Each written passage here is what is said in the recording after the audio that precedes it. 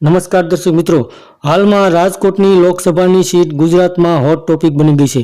ત્યારે એક એવા સમાચાર મળી રહ્યા છે કે વડાપ્રધાન નરેન્દ્ર મોદી ગુજરાતના પ્રવાસે આવવાના છે। ત્યારે 22 તારીખે તેઓ રાજકોટ પધારી અને ચૂંટણી પ્રચારના શ્રી ગણેશ કરશે અને રૂપાલાનો જે વિવાદ છે તેને શાંત કરવા માટે મીટિંગનું પણ આયોજન કરશે।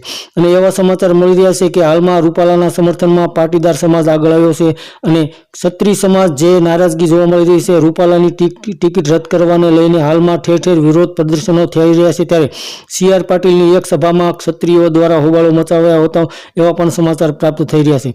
ત્યારબાદ રૂપાલાને લઈને અમિત શાહે પણ એક મીટિંગનું આયોજન કર્યું હતું અને હાલમાં રૂપાલાને લઈને દિલ્હી હાઈકમાન્ડમાં પણ અલગ અલગ મીટિંગના આયોજન થઈ રહ્યા છે।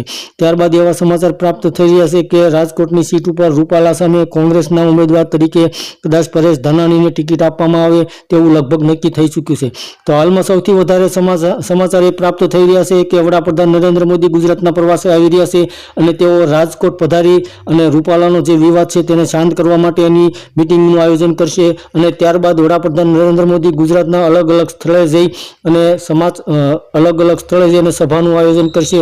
તો હાલમાં રૂપાલાનો જે વિવાદ છે તેને લઈને વડાપ્રધાન નરેન્દ્ર મોદી રાજકોટ પધારવાના છે તેવા અગત્યના મહત્વના સમાચાર પ્રાપ્ત થઈ રહ્યા છે। ધન્યવાદ દર્શક મિત્રો।